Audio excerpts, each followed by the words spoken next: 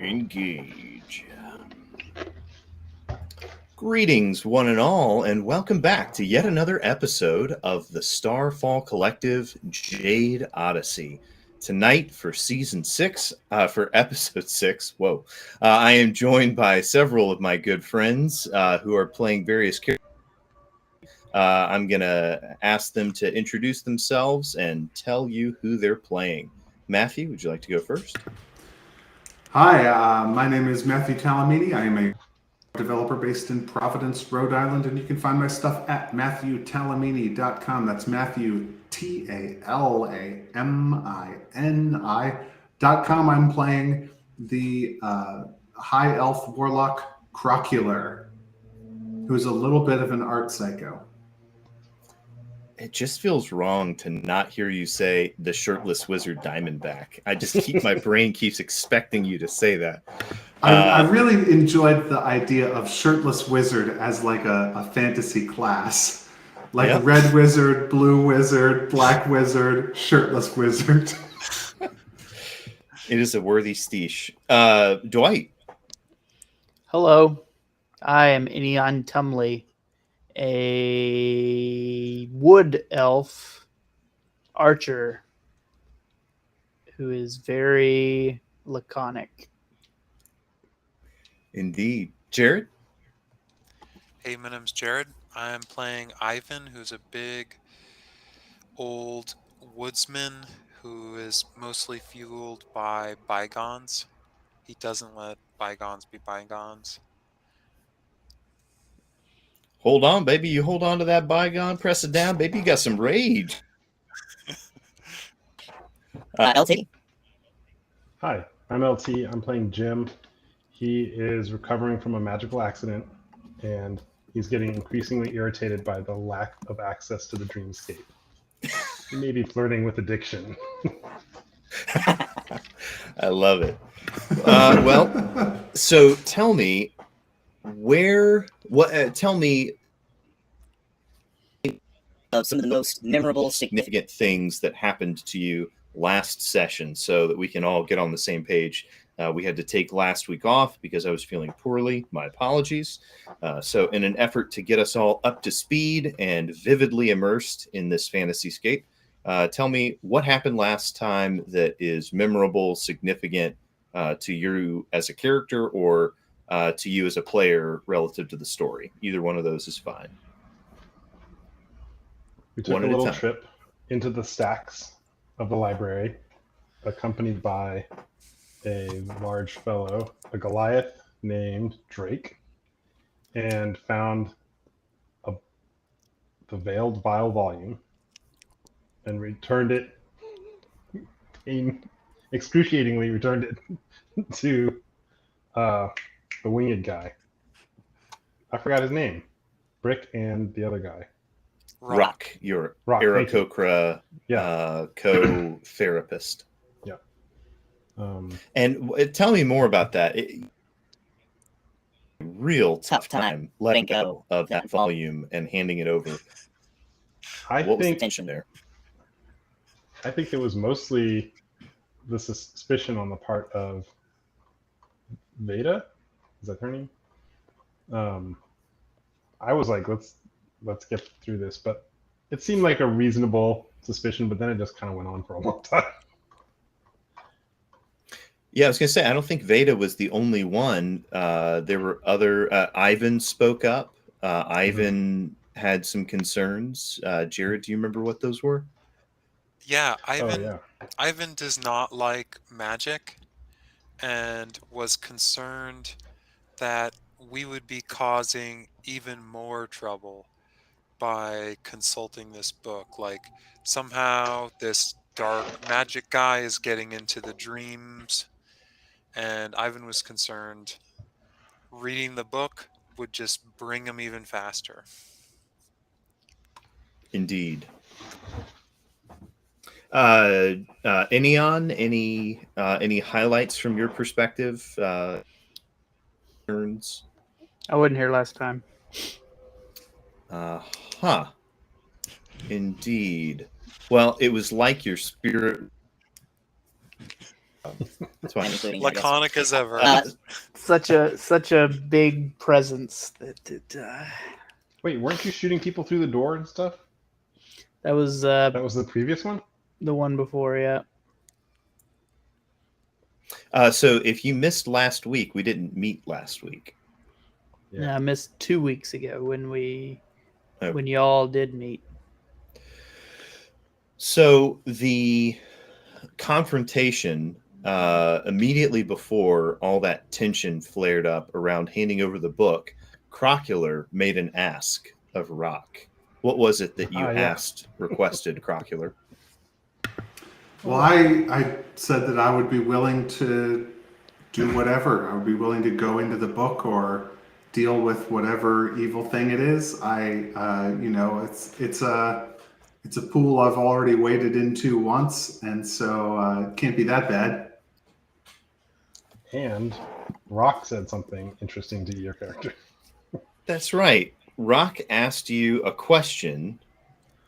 Do you remember the question word for word? If you don't, that's all right. You can appeal to the DM. I definitely don't remember the question word for word.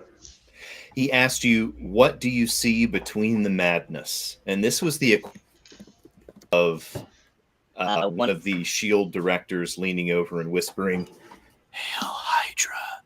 Because this, in your mind, had crystal clear indication Rock is a fellow acolyte of your divine because I being failed a from roll. the outside.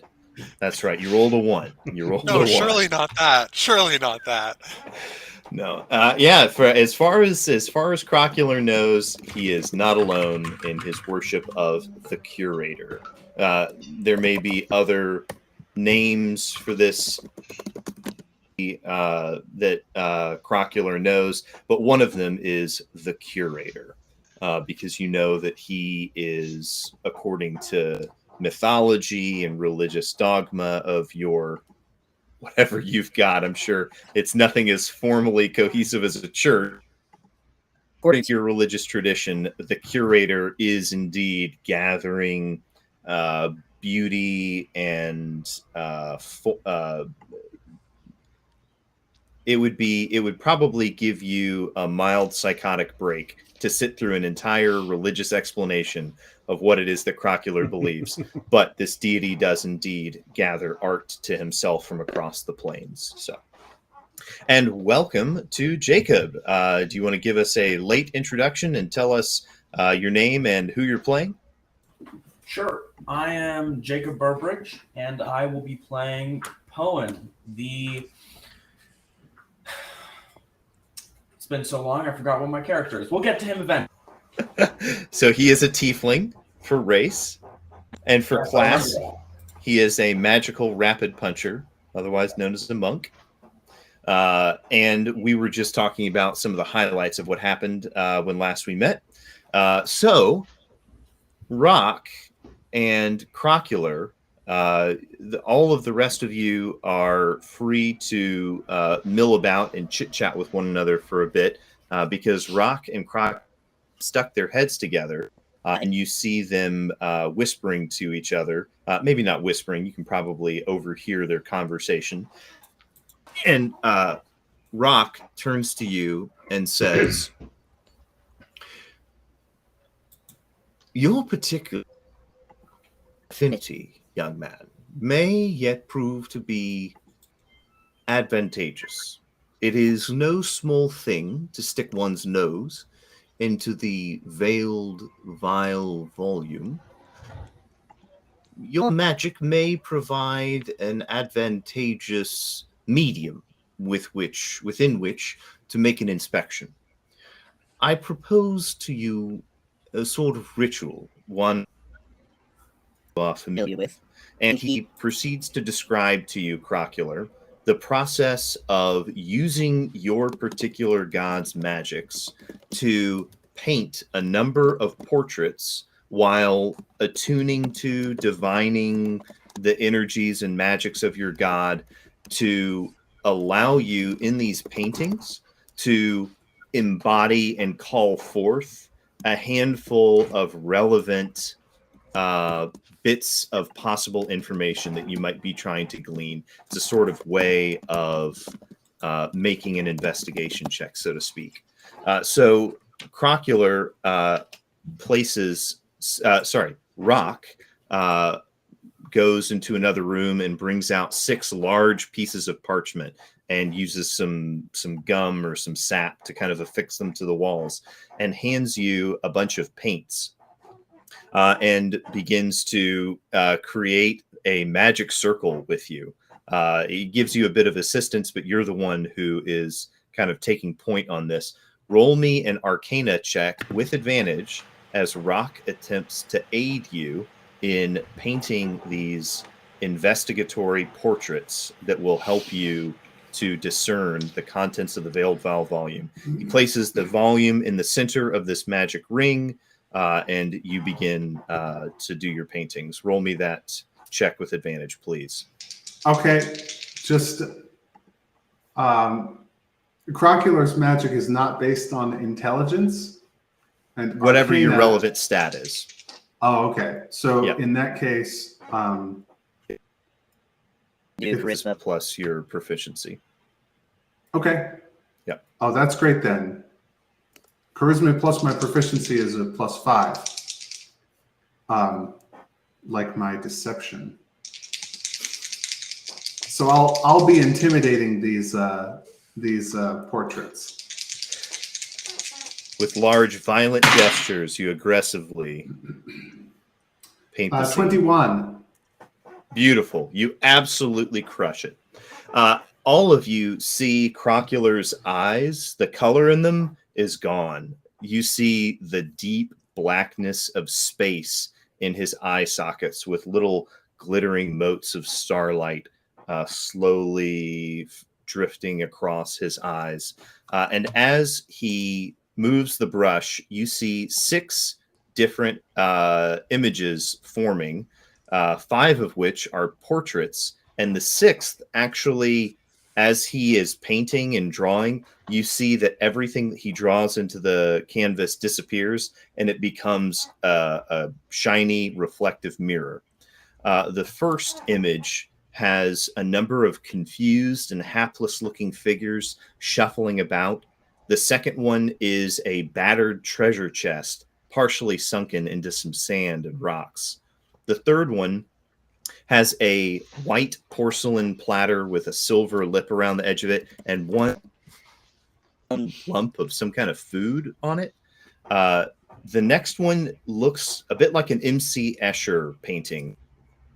It's very disorienting to try to pay attention to any particular perspective because there are lots and lots of different surfaces coming at each other in mind-bending angles, and the whole image is full of what look spies spying on spies who are spying on spies spying upon, you get the idea. It's a sea of spies upon spies. And the final one is a painting of a mushroom that has some feet on it. Rock turns and looks at you and gives a slightly impressed and approving nod, and encourages all of you to walk around and look at these paintings as though you were in an art gallery. He summons Ivan and Jim and Pone and Inion over and asks for your help, conveying that part of this ritual, that now that the creation part of the ritual is done, all of you will be able to assist.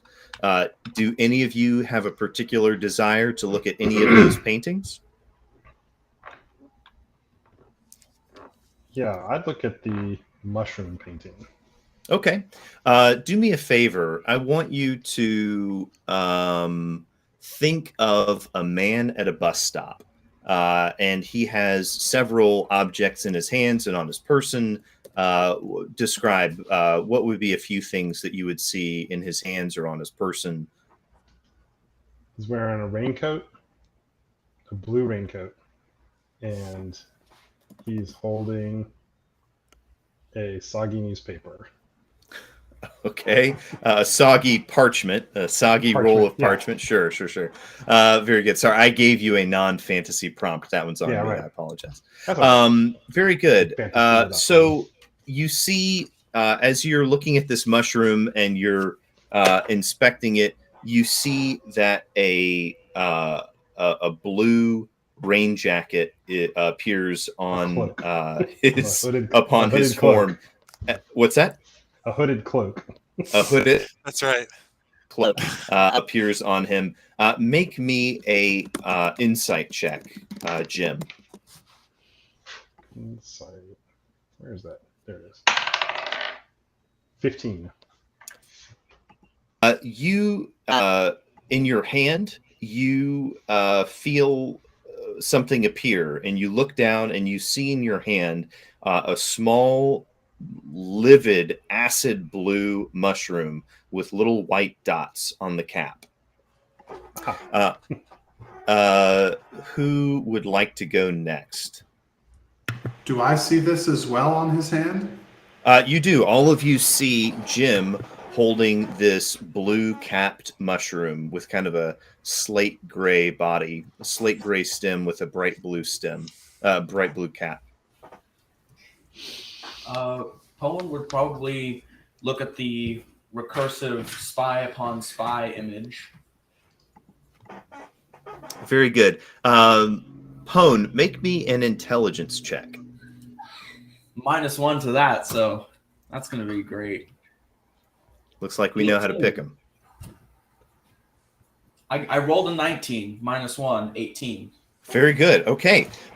You are looking through the painting, and you notice that there is a common gesture that a number of these spies are making. You see that they have taken their thumb and their index finger and connected them at the fingertips to make a circle, and that they are looking through that loop with their finger. And you realize that there is that this is a gesture that you must make. You have to look at the painting through your finger and thumb in a circle. You need to look through that circle at the painting in order to discern any deeper meaning. I do so slowly, just as though I'm like adjusting a monocle. So as you do this, as you lift your finger to the painting and you look at it, you see that all of the spies begin to kind of creep around and are, the painting comes to life. But you see that all of the spies kind of slowly look at you, and then they slowly begin to look around, and they begin holding their finger out, and they begin looking out into the room with this gesture. I'll start looking around with this gesture. Just start watching all the other paintings and stuff. So as you turn your gaze, you see Ivan next to you, and you see something that is very jarring and very bright and disorienting. Ivan does not look like himself. He looks like Ivan and like... Have you seen A Scanner Darkly? Yeah, I read that. So that the hood that they wear where the face is constantly kind of blurring and changing into different forms, Ivan's face appears to be doing that. Sometimes you'll see Ivan's features, but other times you'll see other faces kind of mixing in and out with his. And you see erratic traces of that different looking person. Sometimes it's Ivan, but you see sort of like afterburn images shooting out from Ivan in different directions. And as you continue looking around, you see that Ivan, as you look down at yourself, you see it on you. You realize that all the members of your group have this effect, but Rock and Brick do not. Who would like to go next? Ivan's going last and not very willingly unless prodded. Okay. He's by the plants. Inion is even less willing. Crocular is quite willing. He sees that Jim has got himself a mushroom, and he wants one too. Very good. Crockular has had some very artistic experiences related to mushrooms. Very good. So you go over to the painting and you focus on it. Tell me, what if you saw a man at a bus stop? What would you see? Well, okay, not a bus stop. You see a merchant standing by a caravan. Describe what the merchant looks like.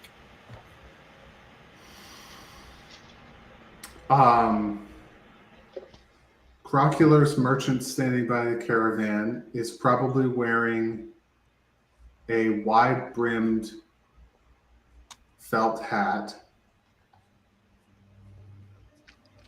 and a light cloak. You suddenly realize that you are holding in your hand a wide-brimmed hat. Should I put that in my inventory? Yes, you may put that into your inventory. Sweet, I got a hat. A wide-brimmed hat. Good for keeping the sun off. Inion will edge over and look at this out of the side of his eye. Okay, fair enough. As you glance at it out of the side of your eye, you suddenly realize that you have a tiny, like you feel a weight suddenly in a pocket or in a pouch on your body. And as you reach in, you pull out what looks to be a small pineapple. Sweet. Free pineapple, guys. Anybody hungry? No. Jim does not want to eat that pineapple. He's a little worried that the mushroom is poisonous. I take my dagger and stab the pineapple. So as you stab the pineapple, in the moment that the dagger plunges into the pineapple, you see Rock's hand shoot up and kind of time goes into bullet time. And you see him saying, "No!" And the pineapple. Rock's hand. No, Rock is reaching out his hand in your direction. He's several feet away. As your dagger plunges into the pineapple, the ruts inside out, and you see a number of tentacles come pouring out of the inside of the pineapple. And these tentacles all begin to wrap around your face, and the pineapple kind of pulls itself towards your face like a face hugger.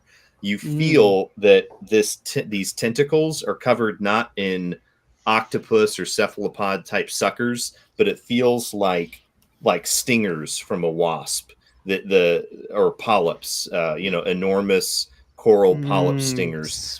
So your skin begins to burn, and you now have this thing wrapped around your face. Jim scrabbles back as far away from that thing as possible, but is careful not to injure his mushroom. Crockular tries to scoop up the tentacled thing in his hat. Pa! Make me a dexterity-based check. If you have sleight of hand, you could use that. Otherwise, it would be a dexterity-based attack. A dexterity-based check. Okay, yeah, just dex then. I don't have proficiency with sleight of hand. Still going to be a 16. Okay. As you begin to peel these off, you see that the pineapple that has turned into this kind of bizarre yellow-fleshed little monstrosity doesn't attack you, and its tentacles do not burn you. It seems to be kind of anchored to your hand, but you see all of those tentacles are reaching out towards your face and are kind of desperately, hungrily flailing at your face, but they're only, like maybe a foot long. So by holding it at arm's length, you're sort of reflexively holding it away from yourself while it hungrily reaches out towards you. And make me a intelligence check, please. All right, here goes. 15. 16 minus 1. You notice that as you're moving around a little bit, even though all these tentacles are pointed at you, as you kind of move around a little bit, you notice that a couple of the smaller ones do intermittently for just a moment whip out towards Ivan, but then go back towards reaching for you.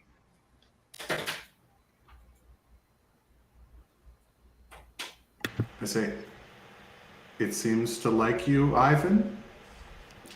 Ivan's already sat up at this point, and he's looking over, and he's like, "What? Where did you get that?"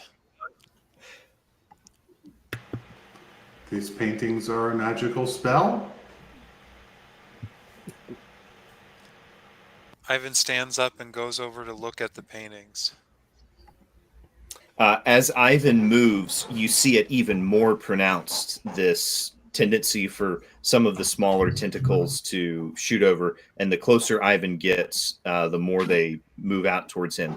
After a few seconds, though, this thing kind of dissipates into a handful of rotten, slightly fermented pineapple flesh.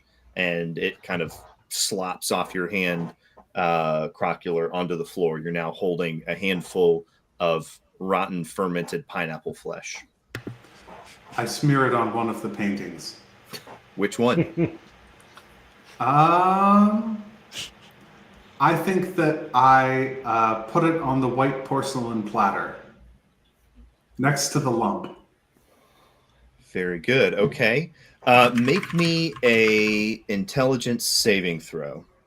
Oh, a saving throw. Let's see.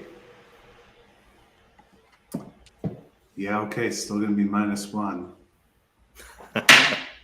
Oh boy. Okay. Please be bad. You can't put me magically to sleep. Aha! But it's I rolled a 2 and I have a -1, so that's going to be a 1 on that saving throw. It's a real failure. A dirty one. Dirty Yeah. one. Congratulations on the dirty one. Crocular comes out loud as though he's on some sort of overhyped 1990s television food commercial. I can't believe it's not.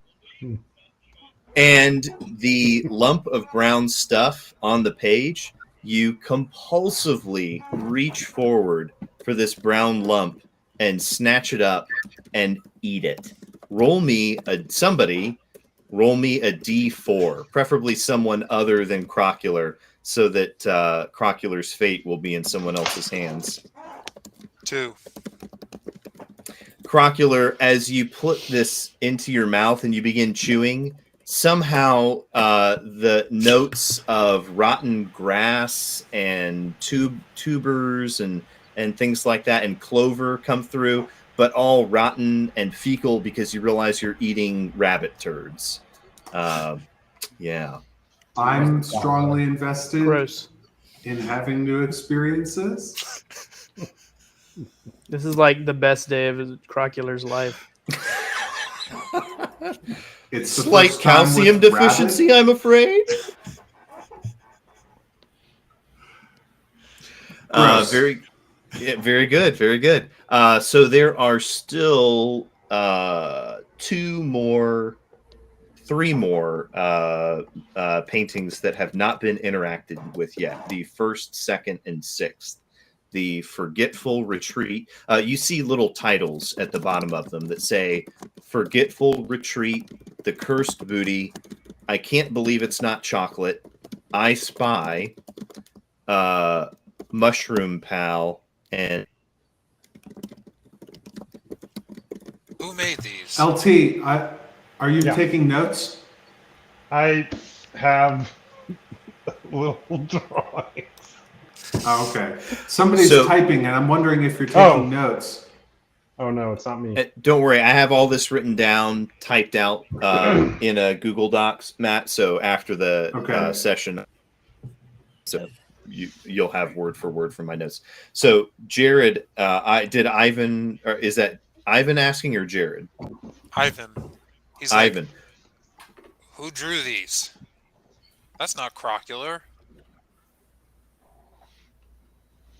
These look like something.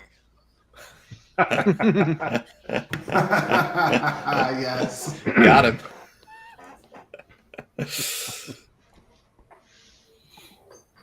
Does nobody... I'll go check out the mirror. I didn't draw him. So, Ivan, you did just see Crocular go through the exercise of drawing and painting these that Rock handed him.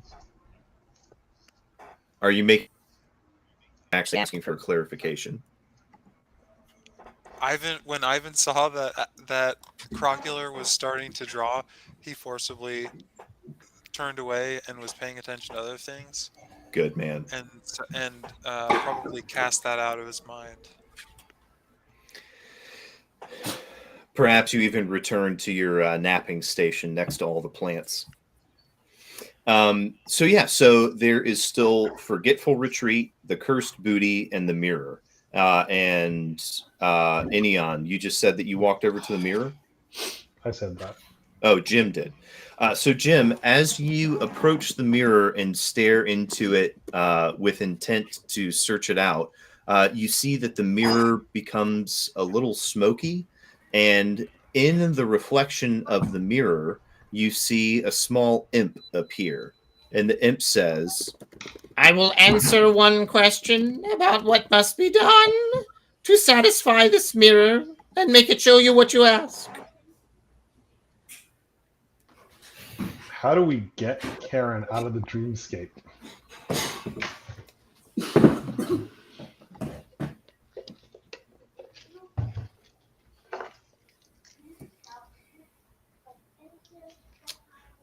The imp laughs at you and turns its back on you and walks off into the mid. That was a terrible Chase him. answer. Say what? Can I reach in? I said that's a terrible answer. Can I reach and try to grab him? Make me an Arcana check. All right. Can I shoot him? I'm actually pretty good at that. Getting ready 15. to Prince Caspian this painting. Yeah, 15. 15. So you reach in after this guy and you grab a hold of his shoulder and he spins around and lays a hand on you. Roll for initiative.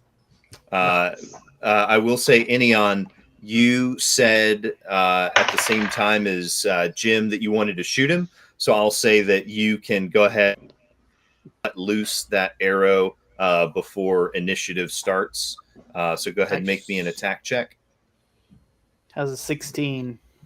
16 hits. So make me an Arcana check. Arcana check. Arcana, where is it? There it is. 3. Awesome. So you successfully fire this arrow into the mirror, but as you fire it, you realize that what you're shooting at / into, suddenly you grow extremely nauseous and you have a thrill of fear as you see the arrow release and the arrow releases because you see that Jim is partially in this mirror plane, and you realize you just shot an arrow, and you see the mirror shatter, and you see Jim's body erupt into 1,000 cuts as of mirror splinter into him, and his skin cracks as though glass. Roll 1d12. Me or him? Jim, you can roll 1d. The damage that you're about to receive. I'm gonna die. Sorry, his body erupts into 1,000 shards, and it's 1d12. You see His that arm. Oh, his just his body. arm. Okay, I got it. Sorry. the part of his body that is stuck in, and it's not as though it fully destroys. It's his skin. You see that his skin is how heroic cracking. Are we? Yeah, his skin is cracking and fracturing like glass. No, he'll be fine. So between the massive backhand that I got just moments earlier and the cracking giving me 7 hit points of damage, Jim collapses to the ground, unconscious, and is now in death saves. Tight. I love it. Do I roll a death save immediately, or did you roll initiative? Yeah, I rush over and administer first aid. Yeah, don't bother with initiative because the painting that is a mirror is now shattered and is gone, and you. Don't I see was the trying to shoot him. I thought he was out of the painting. I wasn't. I reached mirror. in to grab the guy. Yeah, I thought you said you pulled him out. My question. I wasn't trying to shoot into the mirror. I was trying to shoot the guy.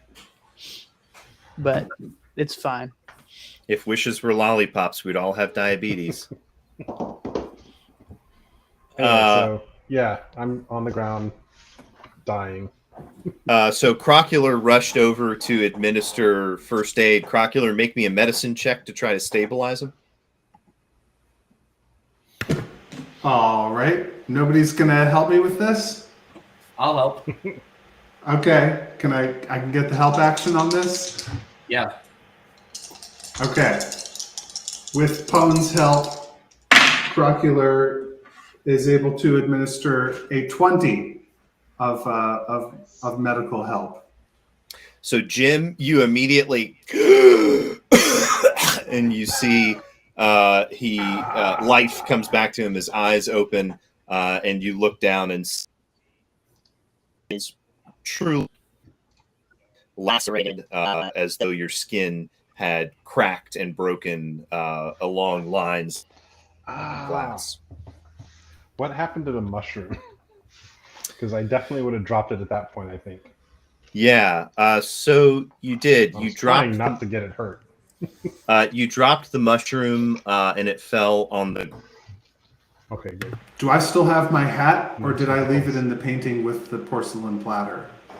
No, you have the hat. You took it out of the painting, and great. you have it.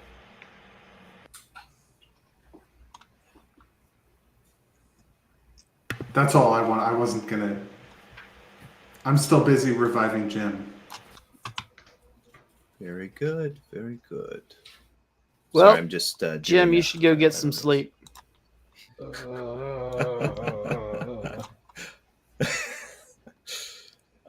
So Rock actually walks over and sticks a potion of minor healing down your throat, Jim. So unless you completely refuse it, you regain 8 hit points. Maxed out, baby. Woohoo! Easy come, easy go. I told you you'd be fine. Oh, all the little cracks in my skin heal up like a rubbing aloe vera on me.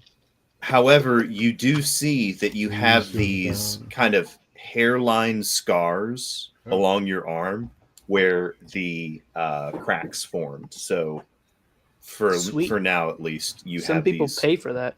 Yep, magical hairline scars along the flesh of your arm that look like broken glass. Got it for free. There was a lying imp in that painting. He said he would answer questions, but he didn't. Pone. Sorry, I was trying to shoot him. Pone, tell me, make me a insight check. As a tiefling, I'm going to say that you automatically get the chance to have an insight / opinion about this. 11. Jim badmouths this imp and says that imp was lying, and it's kind of hard for you to put your finger on it, but you disagree with that. You kind of resent the gut level accusation that because it's an imp, it was lying. And you know that imps are actually beings bound by and laws. The very language that they speak is a language of contractual obligation. So you find it doubtful that the imp lied. You may do with this information what you will. All right. I don't think Colin would say anything. He'd just sort of like grumble and start walking away. Actually, no. What Poen has been doing until Jim had his arm exploded into glass, he's just been sitting in the corner giggling at and looking at everyone with their shifty colors and stuff. So you're still looking at everybody. Okay. Yeah. If you've been looking at everybody for a while, you begin to notice that these faces that everybody is shifting and blurring in between. It's hard to put your finger on it, but there's something significant. Like you feel that you are looking at something significant and you can't quite put your finger on it. All right. Well, I'm just still gonna sit there giggling in the corner, but at some point, I'm just gonna like walk up to Croncular and say, "This is a really cool trick. How do you do this? Oh, you can do this." And he's just gonna be like, "Hey, you know what I said." I try it. So, Croncular, as you place this ring up to your eye and you look through, you see a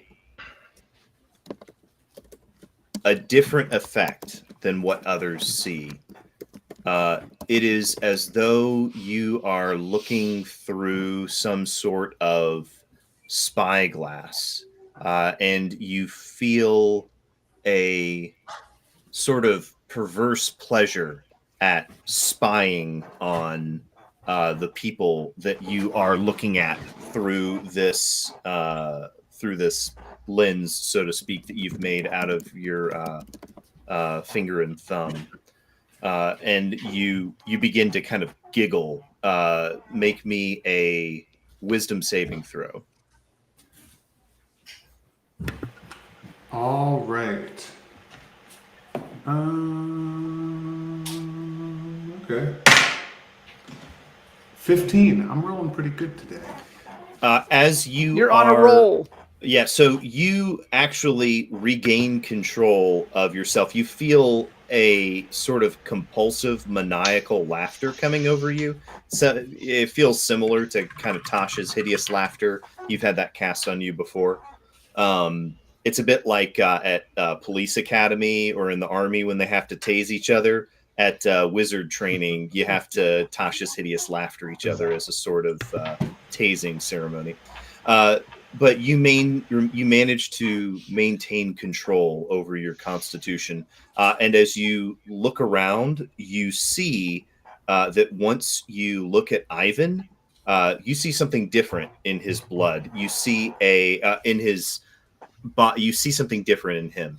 You can actually see his blood coursing through his veins, and you see white and purple color, sort of spectral energy, ethereal energy swirling through his blood. It's especially strong at his heart and in places where there are arteries in his body, and you see this swirling white and purple. You can make me an Arcana check or an Insight check to discern anything further about that. Sure thing. Insight. Oh, natural 20 on the insight. All right. So Which with is a just 20, a 20.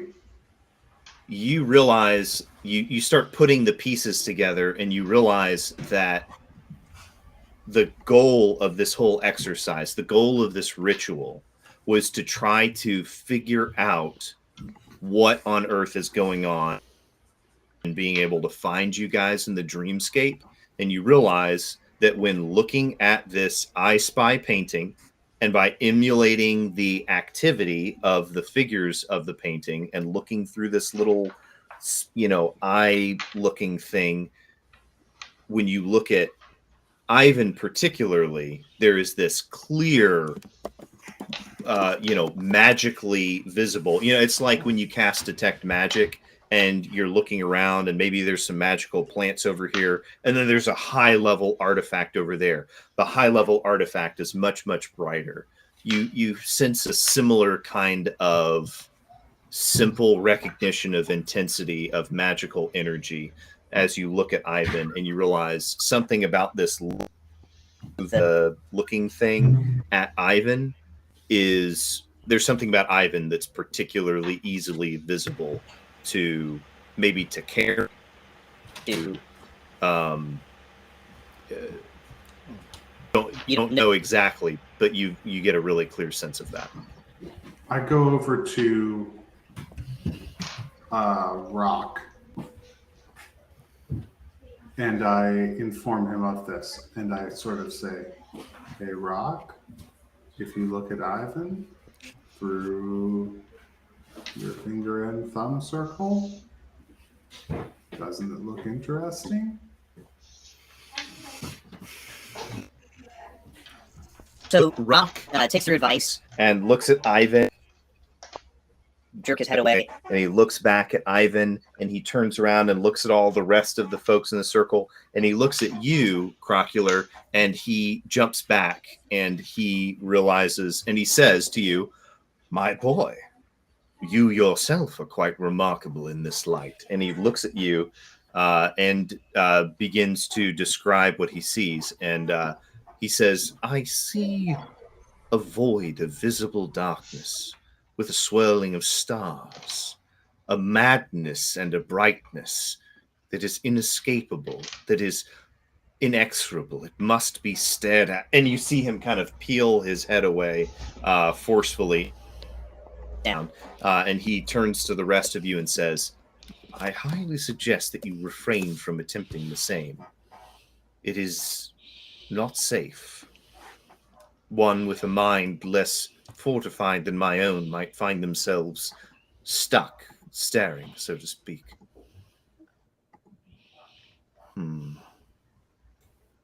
You see him in a moment. You see the wheels are kind of turning, and he's pondering something. Is anybody else something in this moment while for a beat Rock is considering what to do next? Pone's gonna give him a slight side eye and said, "Yeah, I mean, it's a cool effect, but I don't see the danger. He's just shifting and stuff. I don't see." Do you look at Crocular through the lens? Yeah. I figured I walked up to him looking through the lens. Make me a Constitution saving throw. All right. 5. That's Woo-hoo! 3 plus 2, by the way. We've got a winner, Bob. You find yourself transfixed, staring at Crocular, and you suddenly realize you're not breathing, and you are... your diaphragm and your body so hard that you feel like blood vessels are about to burst in your body. You take...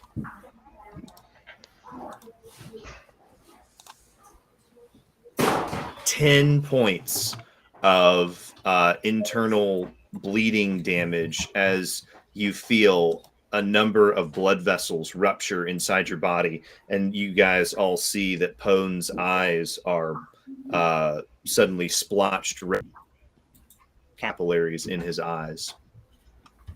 And he just did the thing, right? Mm-hmm. He did the thing staring at Crocular. Yeah. Okay. I'm not going to do that thing. I mean, you can if you want. I would like to look at the mushroom like that to see if it looks weird through that.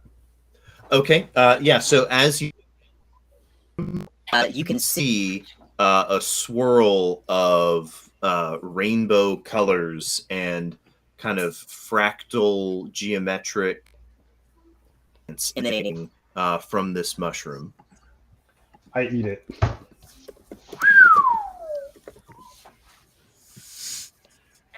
Okay. Dangerous. So the Jim and make me a wisdom check.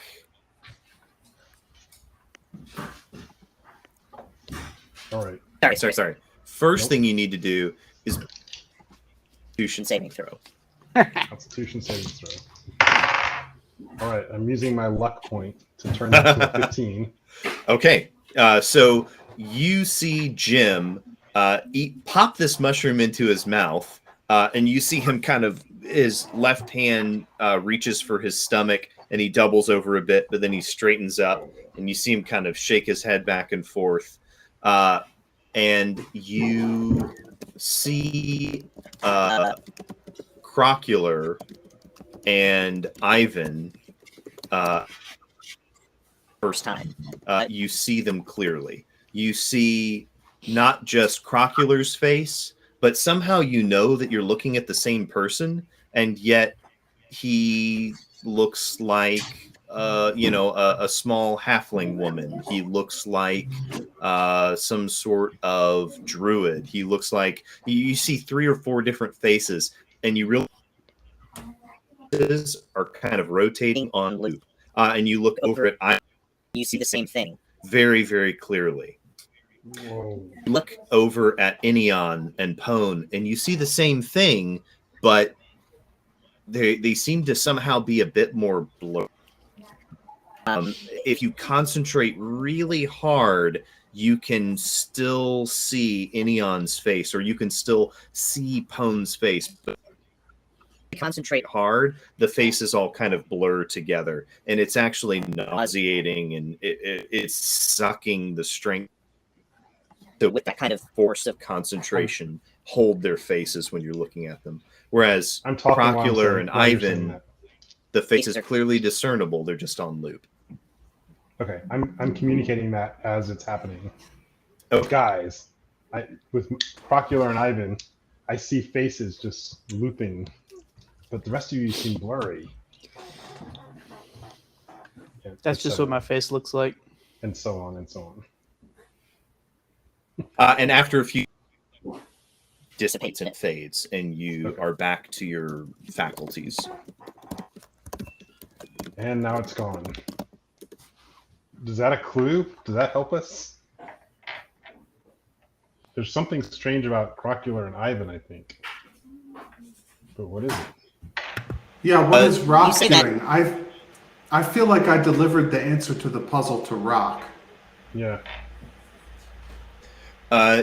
You see that Rock is kind of standing there watching all of you. Make an insight check, anybody who wants. Let's do that. In fact, all of you should. All of you should take it back. Even I'm kind of like mesmerized. 11. All right. 4, 11. Make it at disadvantage, Bone. 11. Okay. Well, I rolled a 2 on the first roll, and then I rolled an 18. So I'm glad I rolled disadvantage. Okay, 2. So who had the highest check? 11? 11. Was Okay. anybody higher than 11? Is an 8 higher than 11? In Karen. Only if Yeah, it falls all of over. you. Rock he's kind of transfixed because he seems to be torn between shut and letting it go on because things are still happening, but clearly things seem to be getting rather volatile and dangerous.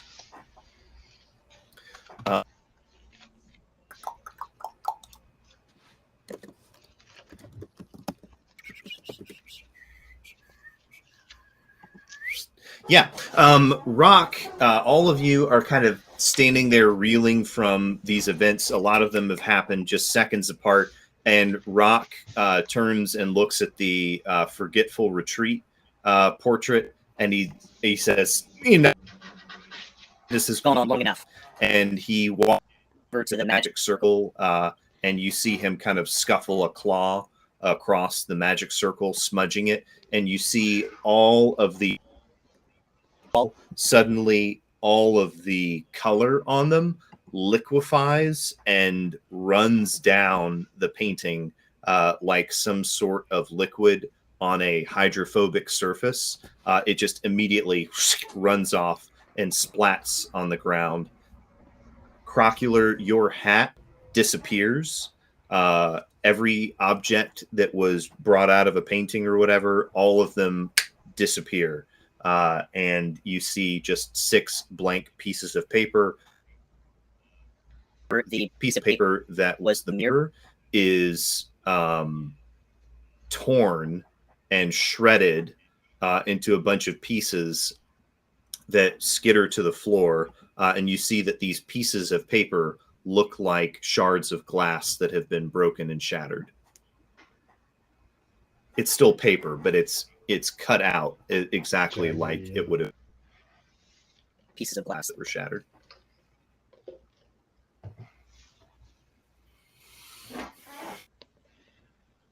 You see Rock is kind of breathing a little heavily, and he turns and looks at all of you and says, This is quite a puzzle, and I'm torn as to what to do, whether to send you all away and attempt to discern these secrets myself. But that seems foolish. Clearly you are all involved. I would be a fool not to take advantage of your insight. Come, everyone, sit. And he kind of points at the pillows over in the corner. Brick pulls up pillows and he puts them all down on the ground in a big circle, and they all sit down. Brick and Rock sit down and invite all of you to do the same. I do. I sit out of arm's reach of Brick. Brick sees you kind of scooch away, and he says, Hey, I know things are kind of heated, but, obviously super highly unprofessional and inappropriate. That, I should have other ways to keep you. Yeah, sorry, buddy. Sorry. And he kind of pats you on the shoulder and puts a finger up and kind of folds his arms. I understand. Right. How about you looks at all. What's that? Don't give Crocular art supplies anymore. Brick laughs and Rock stares at you intensely, and then after a few seconds of silence, you see him burst into laughter. And it's this braying, kind of cawing kind of laughter. You've never heard him laugh before. But you kind of the breaks and you see the laughter kind of dispel some of the tension in the room. And Rock says, A worthy. However, I should point out that had we not done that ritual, there is no discernible way that we would have gotten onto Karen's schemes. Whatever is happening at a deeper level, it appears clear that Karen is using some sort of association, you, Crocular, and you, Ivan, in particular, to find you, so to speak. I'm curious about the meaning of this looking glass. And you see he just kind of stares off into space. Me? I don't do any magic. What do you mean? And he's looking around at all the different people, like. Brick, when you say I don't do any magic, I don't know, buddy. Your eyes get pretty glowy when you get mad.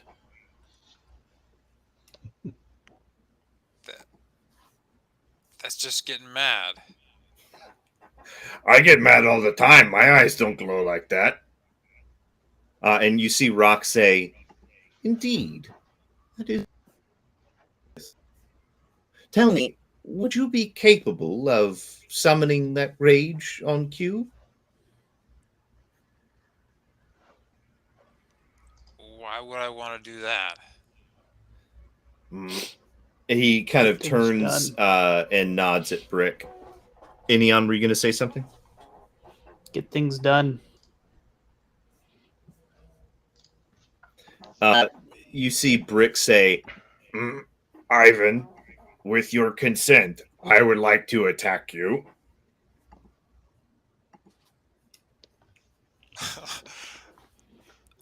No thanks. Can I just sit in the plants? He turns and looks at Rock, and Rock kind of rolls eyes and kind of waves his hand off and says, never mind. If he's not willing to, it's not worth it. Can I shoot him with an arrow that doesn't have a point on it? Hey man, this is D&D. I'm pretty sure the rule is you get to do whatever you want, and I tell you how to do it with dice. Is it an abrogation of your professional responsibility if he's attacked by another patient? I've already shot him with an arrow without a head on it. All right, Ivan, make me a wisdom saving throw. Okay.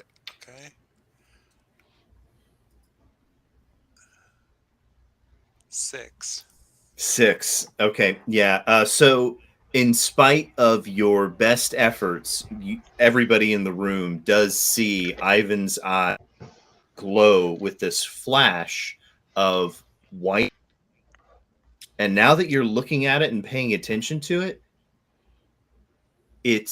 you recognize radiance, like actual paladins and clerics that do, radiant holy damage, and you recognize that this isn't just white. This is actual radiant holy coming out of his eyes.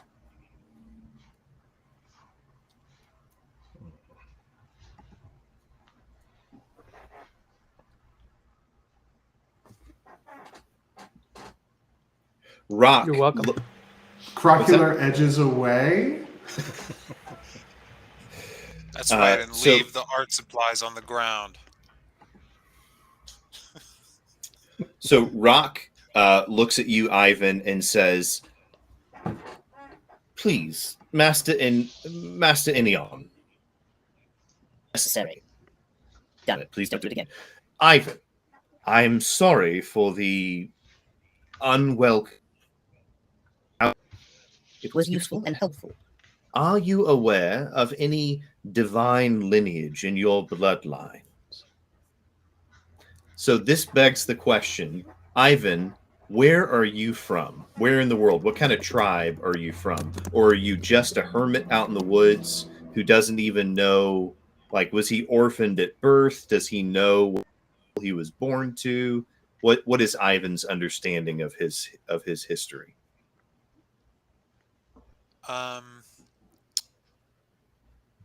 He grew up as he has some early memories of growing up in a city that are pretty blurry, but he remembers his father walking through the streets and people kind of with some deference regarding his father, and then something happening and them having to flee the city and being chased, and they lived kind of nomadically for a while, and his mother died. Whoever was chasing them, his mother died, and then eventually they wounded his father, and he survived with his dad until he was like a young man, and then his dad also died. Okay. They lived in the woods. So Rock asks you Did your father or any other member of your family that you recall exhibit a similar power, such strange light glowing, some other form of magical manifestation? Make me a history check, if you will, to see, remember, since you got, a spotty memory of your childhood and whatnot. Okay. Let's see history. 10. And clarify for me, did Ivan have an experience, like did Ivan notice something different when he got angry so that he would recognize something about his eyes flashing, or did it just feel to him like he got angry? So I was gonna play it like he didn't notice, but maybe he did notice. yeah, I mean, you can feel, you're kind of always angry. You're like Bruce Banner in the Avengers verse. You're always angry. You can always feel that there's something that you're having to contain. So there's even a bit of that desire to get away and get out of the woods so that nobody can make you angry and have it come out involuntarily, or maybe it comes out and it hurts somebody. But you always feel that you're having this thing that is raging within you and at war. So when the arrow hit you and it came out, because about it, and because therapy has been really helpful and you're much more in tune with yourself now than you used to be, you do in fact notice energy coming out of you. You notice this manifestation being through against your will, so to speak. Okay. Ivan is disturbed about that because that seems kind of magical, and he hates magic. Yeah, you probably always just, your rage, and you didn't think about it as anything else.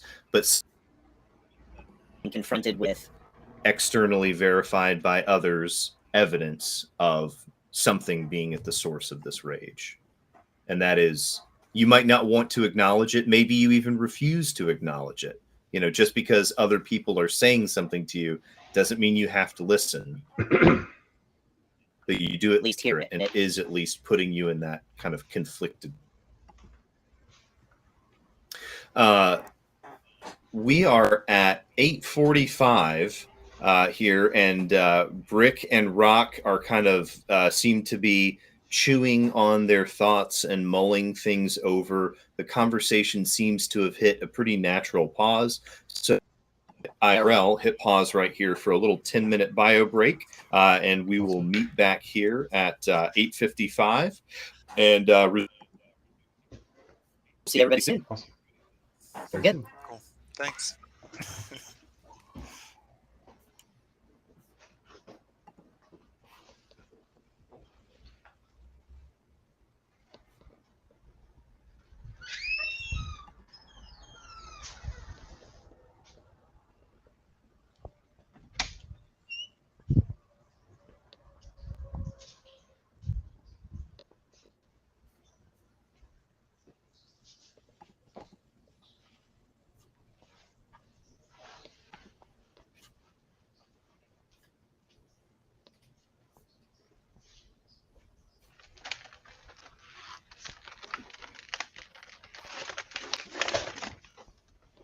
So I'm going to do some work while this is happening. Do it. At work. I'm going to do the plugging. It's only like 5 trays, so I bet I can do it pretty quick.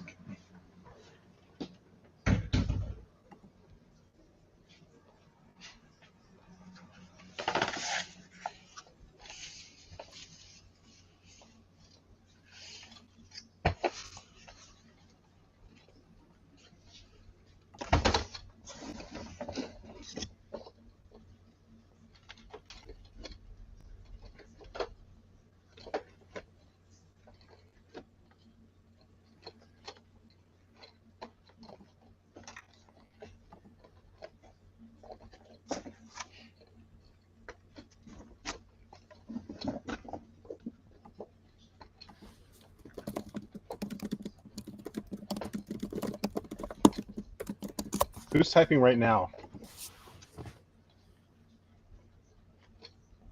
Because that typing keeps popping up. Anybody? I was muted, so Yeah. I think it's probably Dwight or Josh.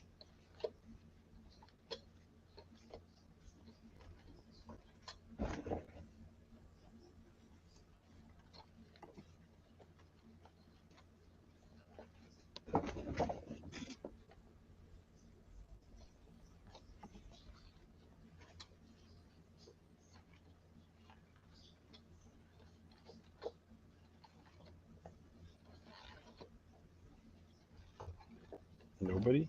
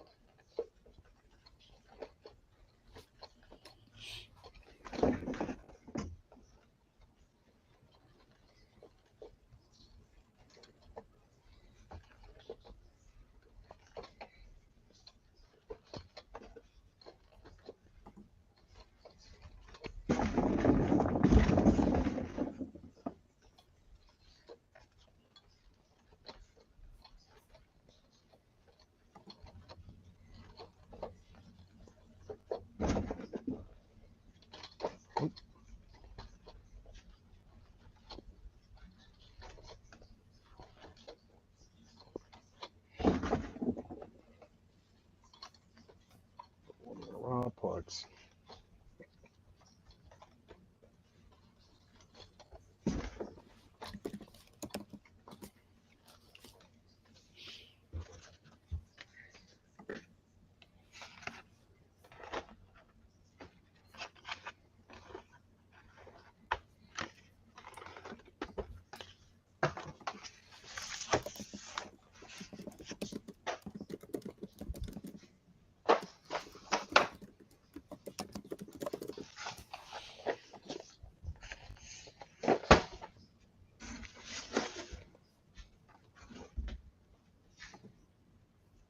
Mm-hmm.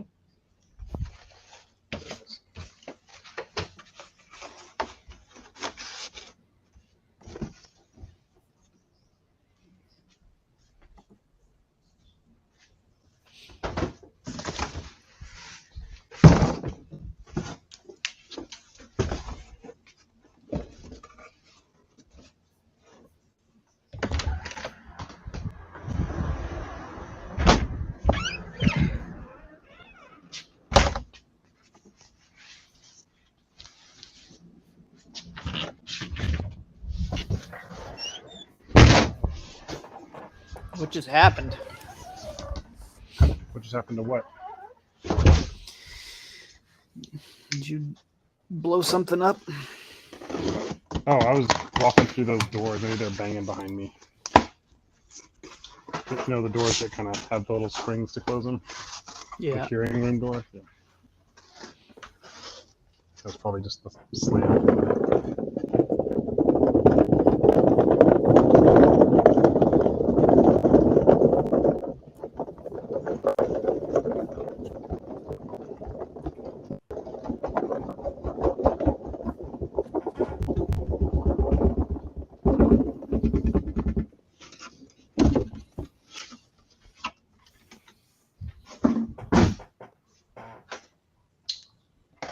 I don't have a good sense of what is getting picked up by this microphone. Everything. Everything? Yeah, we can hear your typing.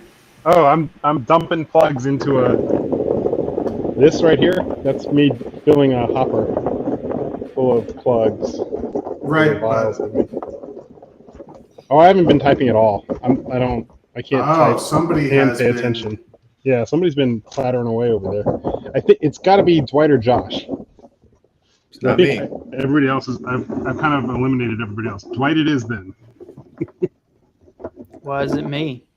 Because I've eliminated everybody else. No. Unless I mean, I'm typing, Matt but was doing a fake out. I have my microphone turned off. And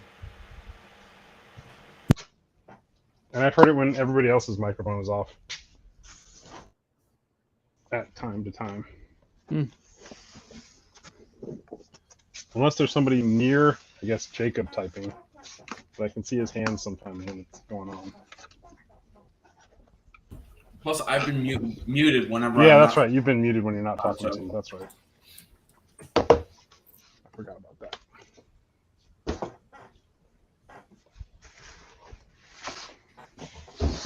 Busted. That right there. There it goes. Catch it. Catch it. The heck is that?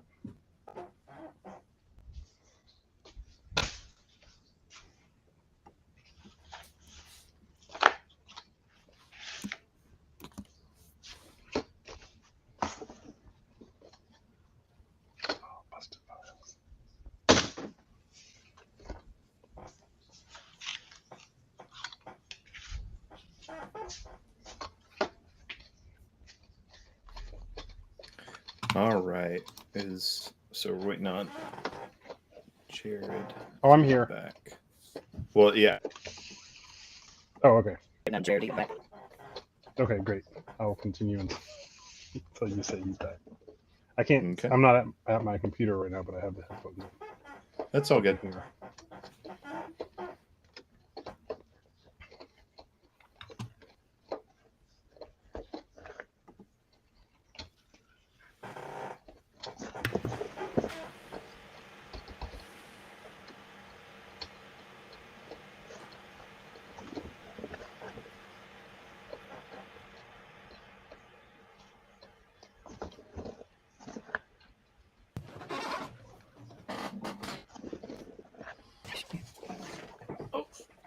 Good boy. Say hey to everybody, Bash. I want to be on the internet. Hi, doggy. We're still streaming, by the way. I don't turn it off.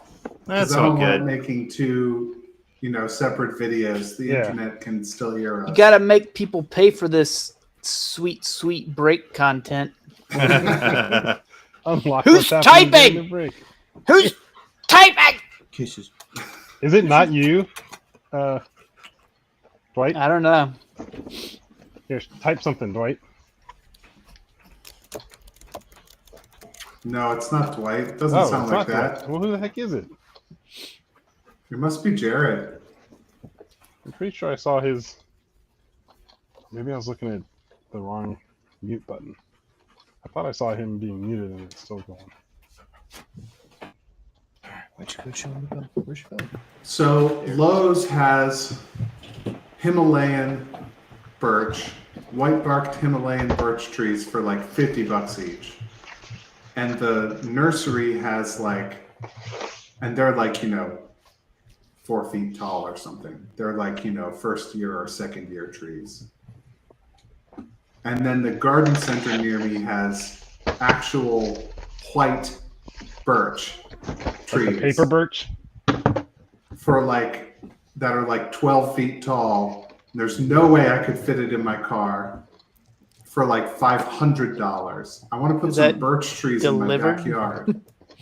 $500 delivered? There was some charity. No, $500 and you have to find it on his gigantic lot and get it yourself. Oh, terrible.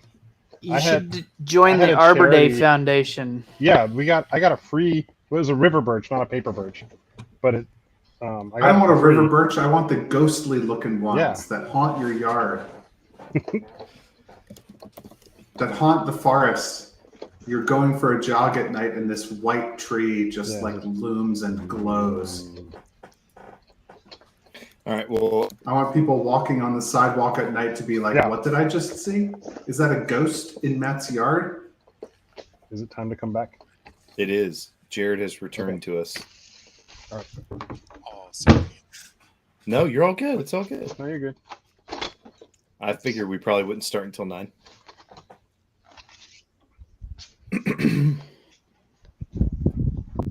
I'm ready. Ready. Arbor Day has paper birch, river birch, Dura Heat river birch, sweet birch, and Renaissance Oasis birch. Paper birch is Sweet. $17 or $13 if you're a member. You can buy trees from Arbor Day? Yeah. Yeah, that's their whole deal, man. I mean, not selling trees, but trees generally. I'm going to check It's that out. all about Arbor Day. That's the tree one. You ready to kick off? Let's do this thing. So, welcome back. All of you sit around this circle, looking at each other, processing this information. Brick and Rock look at each other. They have deep concern in their eyes. And they've obviously been friends for a while. You know that they've time here in the sanatorium, and they kind of unspeaking, without words, there's a sort of unspoken communication going on between them of concern about the situation. Brick speaks up and says, Ivan, I know that this is hard for you to process. Not ready to go there, but there is Something dangerous. A danger to you. and a danger to this place in your blood. Crocular Just many times. the Inherent dangers of opening up your mind and to the wonders and madness of the outer gods beyond the astral sea. But it's your business, you know. I can't tell you to forsake your god. What kind of therapist would I be? He a mirthless laugh. Rock kind of nods his head and says, whatever may be occurring in your blood, Ivan, and whatever may be signaling Karen in your madness, Crocula, you, Veda, in Eon, I see the same blurred self when looking through the eyepiece, which means sees something in all of you. This is a grave danger, and until we can understand this, I must, I'm afraid, forbid you from using any devices that would allow you to enter the dreamscape. Oh no. And Jim, does Jim say, oh no? Yeah, he does. I agree, Jim. The dreamscape is a place of great beauty and therapeutic device, but I'm afraid until we can find a way to fortify you, it would be dangerous and reckless for Brick and myself to allow you to. Do you not? All of you, I must ask you to swear to me not to enter the dreamscape again until we have given you permission. Do you understand? How will we know when it's safe? They'll tell us. It's not going to be safe again. Perhaps not. The place. What we do here is not always safe. Risks. Calculated ones. But risks, they are necessary to all gain, to all. And Rock is kind of staring off into the distance, trailing off. He's clearly got a bunch of thoughts pouring through his head. You, Ivan, and says, Ivan, tell me, your family, did they exhibit signs of this magic? Is it something that your family assume it's in your blood? Perhaps it is something that came to you spontaneously. Did you fall into a magical pool when you were born? No, I never had this until just now.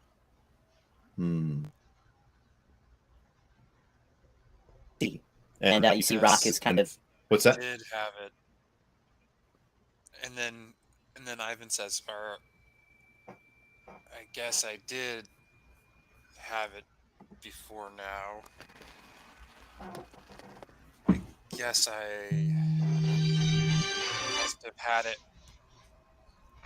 when we went in and met those maidens. The 7 maidens, indeed. This is the difficulty with the dreamscape. It is hard to tell what is essential to the plot, so to speak. We tell ourselves within our own minds. Those stories become enmeshed with one another within the dreamscape. It would require time and enough pieces apart. Well, maybe if we go in the dreamscape, we can draw out her plan. You see Brick kind maybe of we laugh. Should go in more. I'm very persuasive. See Brick laugh, and he kind of gently places a hand on your shoulder, Jim, and says, I like you, Jim. You're a brave man for someone so fragile. Your body may break easily, but you have the spirit of an orc, my friend. And he kind of claps you on the back. Oh, sorry. Gentle touch.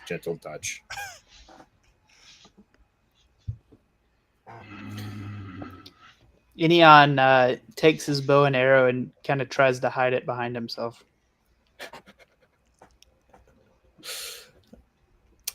Brick send you look at each other and kind of nod, and Brick turns to the rest of you and says, maybe it would be best if all of you retired to your rooms and got some rest, got some sleep.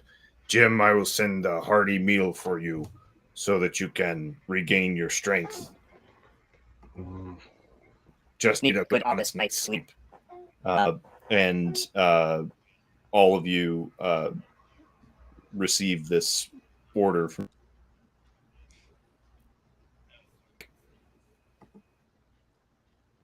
All right. Ivan follows. Yeah, I'll go to sleep. Okay. So as all of you retire to your room, there's a meal waiting for you on the table, and after your meal And you lay down, you feel yourself somewhat exhausted, and you fall into a deep sleep. And as you come to, so to speak, in a dream within your slumber, you sit up from your bed and you look and you see that same immense raven that you saw before in the window. And it says to you in its voice, what good? Sorry, that's not it. Golly, he doesn't sound like a bird Aarakocra accent. He says to you, what good is a warning to one who does not remember it? How can you heed what you have forgotten? Wake up in a cold sweat, laying in your bed. See that there is no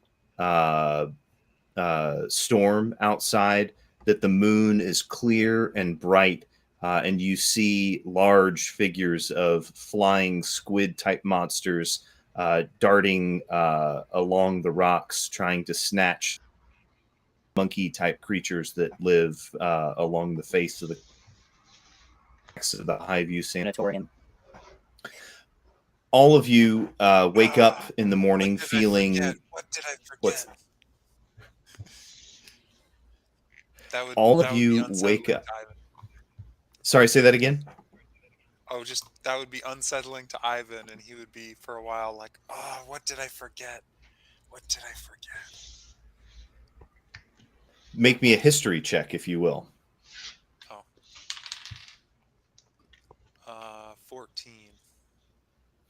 14. You remember that he warned you about something that he told you. He made some sort of statement. Here.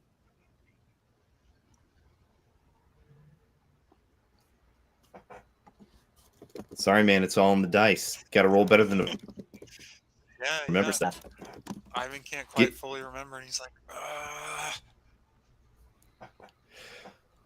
So all of you awaken in the morning, and there's a small note that is slipped under, and it says, meet me at the vault - brick and rock. Meet us at the vault, brick. And you know that the vault is a place that you would not be able to get to unless an access crystal. And tell me was holding on to that crystal that Brick gave you. Crocular had it. Okay. So, Crocular, you realize that you're the only one with this crystal, and the note said, meet us at the vault. So, Crocular, you go and you, I take it, collect everybody, so to speak. You all of your rooms are kind of on the same hallway. So, all of you gather together. Crocular allows you to make it through a certain access door that leads you down a stairwell. And Brick and Rock are standing there next, looking very solemn. And you see that they have a number of backpacks, adventures packs, packed and sitting next to the wall.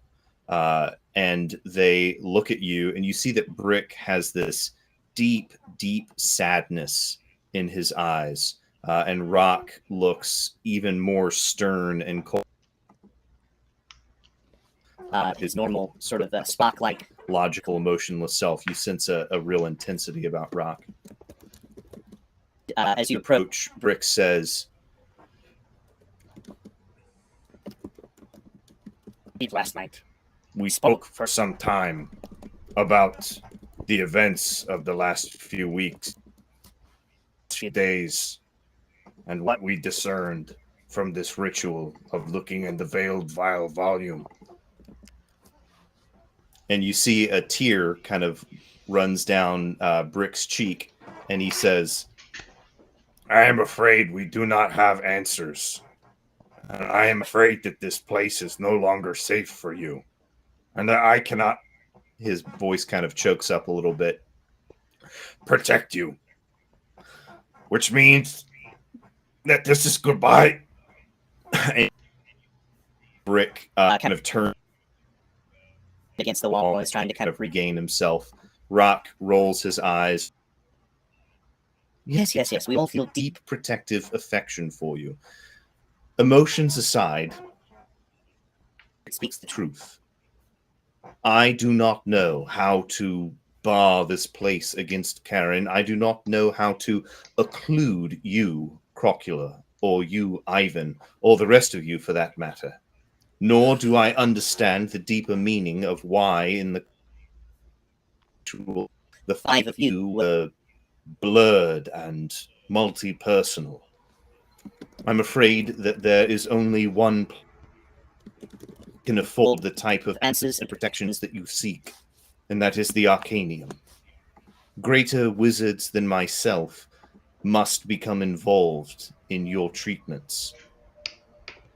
Having said, we merely send you out into the world unequipped. We have a storeroom of powerful magical objects here.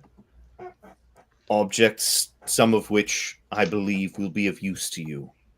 I do not have very frequently, but last night I saw all of you going into this room and selecting some spontaneously. So, I'm afraid I must ask you to keep this amongst yourselves and tell no one where you obtained these. But before we send you out, please come with me. And you see Rock produce from his pocket a blue sapphire crystal, which he places into a socket.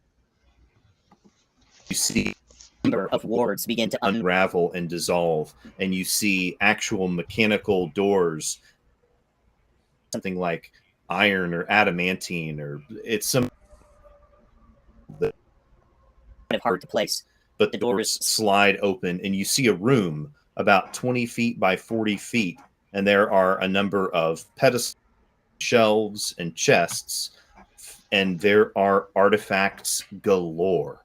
And you take this all in. Please, I understand that it may be tempting. Reach for the flaming, raging, poisoning sword of doom. And he points his hand over to the wall, and you see this giant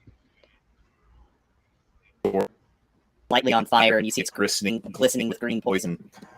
He says, but in my dream, I had the profound sense that each of these objects would be personally connected to you. I must ask you to open the exercise, and with the freest intuition possible, select something, please. All of you walk into the room and begin looking around at these objects. You see weapons and artifacts and armor. Everyone make me an Arcana check if you are proficient in Arcana. Otherwise, you may use either Charisma to make this check. It's your choice. Charisma. Wisdom. 17. Okay. 16. Did we get a long rest that night? You did. Okay, great. Sorry, but I can't pet you all the time. I have to play Dungeons and Dragons. I know you don't understand that, but you're insisting that I remove myself from the immersion and give him scritches. I apologize. Dirty 20 on my Woo! Arcana check. Wow. Oh, come on. 19. 16. Wow. Okay. 14. Okay. So the 16 was Ineon. 14 was Pone. Somebody roll me a d20 for Veda.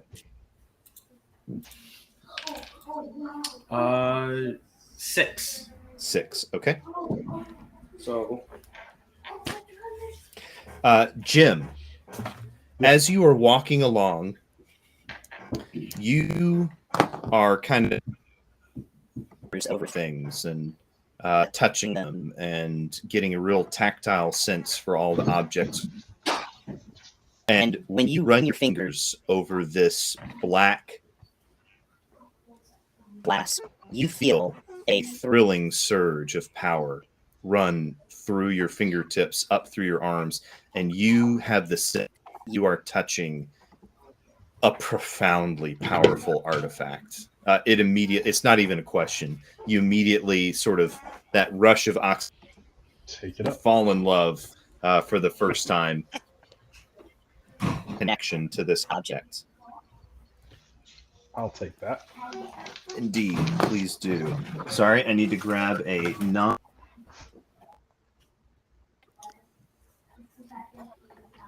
Come on, man. A pen, my kingdom for a pen. I'll take a pencil.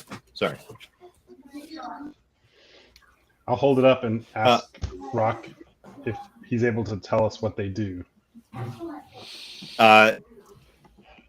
You're the first to find an object. Like you're walking along and you've touched maybe 6 or 7 objects, and then you touch this one and you immediately lift it up and hold it up to him.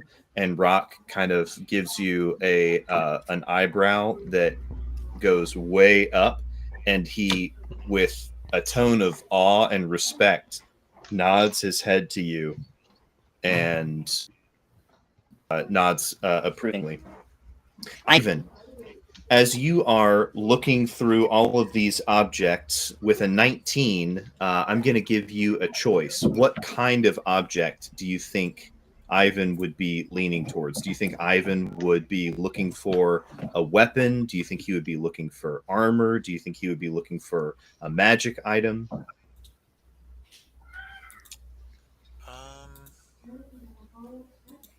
If you want a minute to think about it, I can come back to you if you want. It's tough. Yeah, I'll think about it for a minute. Thanks. Crocular. As you are looking at all of these magic items, sorry, give me just 1 second. I apologize. I need to scroll to something. Did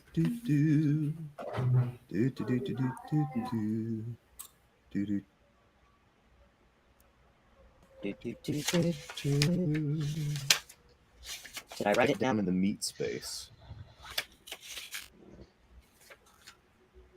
I believe I did. You see a shovel, a paintbrush, a piece of silver rope, and you feel a sense of potential, of kind of resonance with these 3 objects. With an 17, which of them do you choose? I mean, Crocular, when you're offering him a magic paintbrush, You rolled high, so it's an option for you. he's absolutely that. This is not a hard question. He goes straight for the paintbrush. Very good. Enion. To remind me of your class again. Fighter. Fighter. Okay. So as a fighter, you sense as you're walking along, it's kind of hard for you to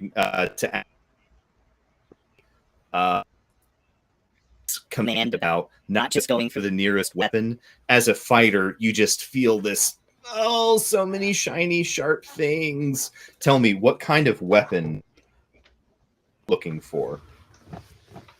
Well, I have a bow apparently, so A better bow. a better bow. You do see a quiver.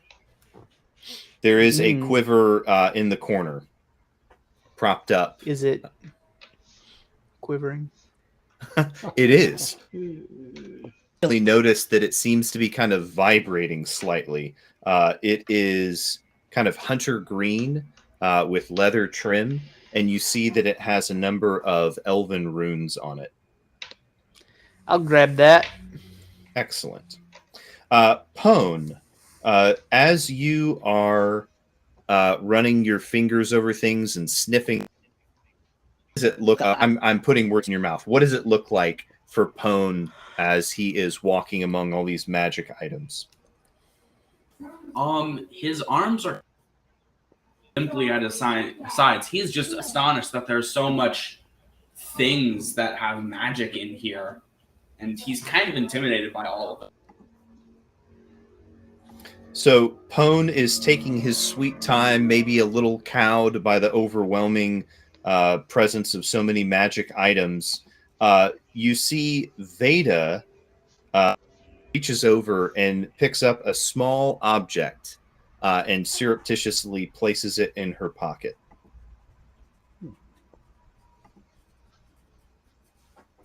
Small like marble or small like banana? Closer to marble, because it kind of disappears in her. You see that she reaches down into a small open chest and she grabs something. You hear a slight kind of clink kind of noise. You don't know if the object that she picked up was metal or glass, or if the objects beneath it clinked or whatever. But you hear some small clinking sound, and Veda puts something in her pocket.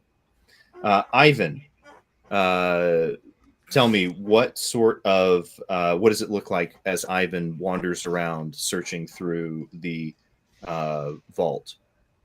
He would first be scanning specifically for an axe. You do see an axe. You see an axe with what looks to be kind of a dull grayish black head.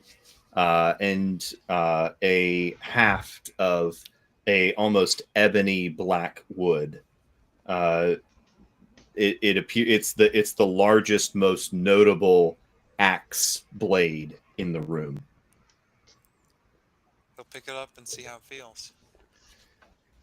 So as you pick it up, you see that you feel a burning sensation in your hands.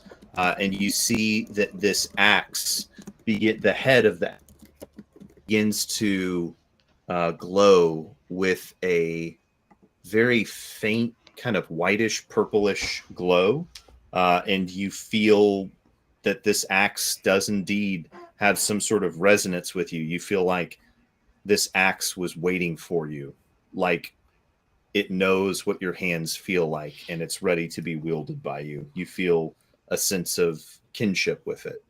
But you could put it down. You could walk away from it.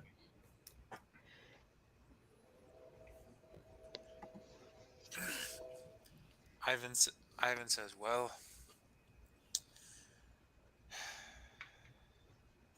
If I can't put the fire out, I better stick with other torches. Say that one more time. If I can't put the fire out, I better stick with other torches. Hmm. Ivan has been thinking about, probably over the last night, he's been thinking about how he is unwillingly this light to probably the person he would least want to be a light to.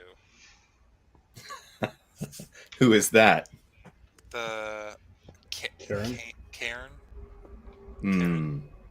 Karen, yeah. Cairn. So he's already been feeling like he shouldn't stay at the sanatorium and it's about time to leave. He was glad to see the backpacks, and he's gonna go ahead and take this and just kind of as a way of trying to embrace, like, well, I can't be anonymous. So Pone, you are the last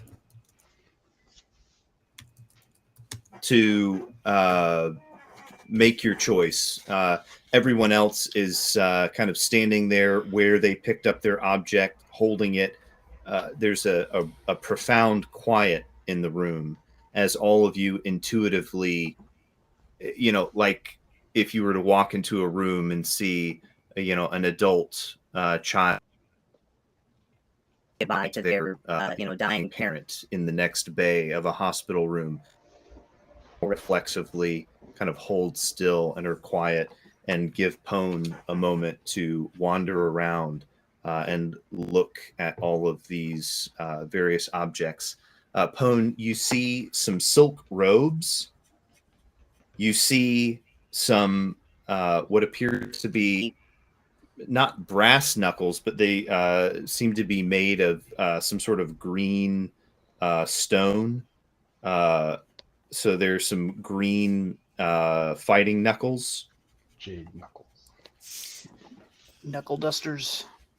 And you see a pair of silver scythes. I think Pone would sort of somewhat reflexively go to the scythes, but then sort of double back and grab the brass knuckles instead. Okay. So you see that the body of these fighting knuckles are made of brass, but you see that the knuckle portion of them are studded with, on each one, 4 large green stones that appear to have a little bit of mineral veining in them. They're not clear, translucent emeralds. These are some sort of green stone. And as you pick up as you pick up your knuckles, you see Brick standing in the doorway, and you see him kind of quietly burst into tears and step out of the room. And Rock kind of watches him step away. Rock looks at all of you and kind of sees what each of you have chosen and nods his head in approval and says, "Yes, I believe this will do. I believe this is the very best that Rock and I can do for you. At this point, the greatest thing we can do is remind you that you will survive together, that you have a common enemy, a devious one who wishes to, I'm sure, pervert your mission, tear you apart, confuse you, disorient and disillusion you. I must ask that you keep the faith together and that you see one another safely to the Arcanium. May I be so bold as to ask this promise of you all?" Sure. Yeah. Jim is tearing up because he's getting kicked out of his home. Owen nods once solemnly, just My promises are worth very little. But sure.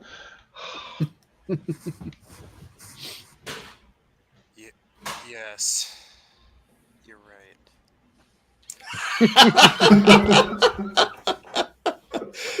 Oh man, that's perfect. Rock kind of nods his head and steps out of the vault. He, steps out of the doorway and indicates an open palm in the direction that Brick walked over along the wall where the adventurers' packs lie. And Brick is standing there holding up the first of the packs to put it on each of your backs in turn. Do you all let Brick help you and put the packs on? Yep, grabbing my pack. Sure thing. Dungeon Master, what are the properties of my magic paintbrush? I really want to know. Well, Matthew, that's the sort of thing that if you had ever played Dungeons and Dragons before, you'd know that it takes an hour worth of probing to obtain attunement. What are you, a noob? Are they not going to let me do that now? No, they are not. We got to get out of here because they don't Before want Karen Karen shows up in up. here. Yeah, they want us to move along. Karen's gonna be here asking to see a manager. It's gonna they heave us out the door, and I sit down and start playing with my paintbrush. That's not how it works. No time to play with your paintbrush. I tell you the scene, and you tell me what you do. Every potion you see, I mixed it. Every hill giant, I formed it and placed it. Brick, with a clear, invisible weight on his shoulders, walks at the head of the line and leads you all down an even deeper access shaft layer. And you realize intuitively, and you see kind of by the pitch of some of the walls, they're very, very steep. You realize that you're very close to the bottom of the sphere of the Highview Sanatorium. As you're walking along, you see every now and then you see massive 2 foot by 2 foot beams of some kind of metal that they anchored to the rock, sticking out of the orb, and they go through the orb and go up to some structural members that they connect to. As you get down to the very bottom, you see that there is a circular hatch with a kind of spinning wheel, and Brick gets down and grabs it, and you see his immense muscles and straining. You see his blood vessels swell up, and you hear, and you see him begin to attempt to turn circular member that is holding the circular trap door shut. You see him strain, and he's unable to open it, and you see him kind of break down a little bit and begin to sob. And he kind of looks up at you, Ivan, and says, "I stand, if you don't mind."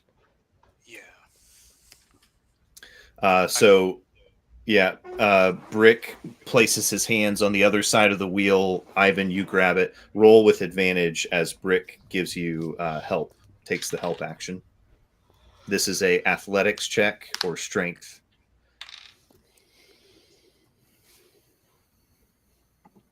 21 for strength.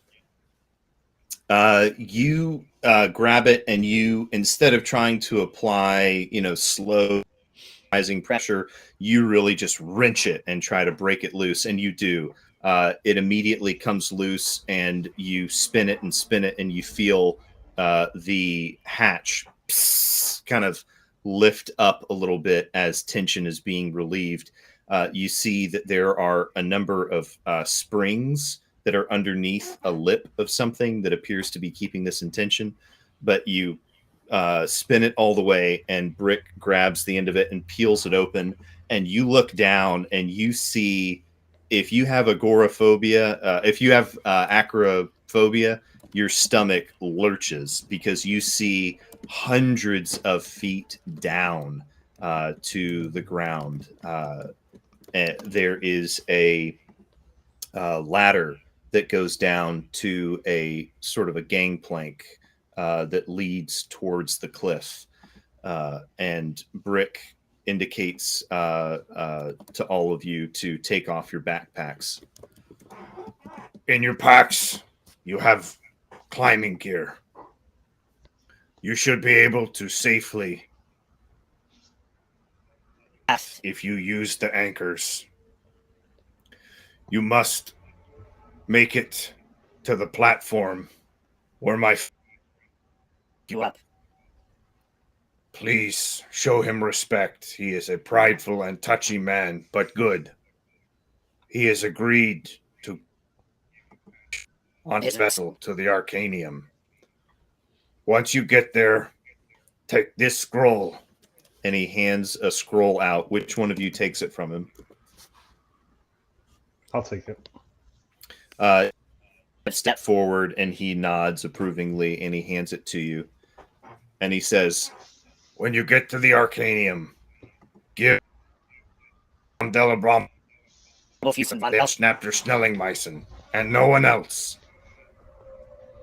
Dom de blah blah blah. Okay, yeah. No, Dom Delabrombo bu Brighton Bubble Fusen von El snap their Snellingmeissen. And he kind of sits there and makes you all repeat the name until you can say it perfectly. Can anyone repeat the name?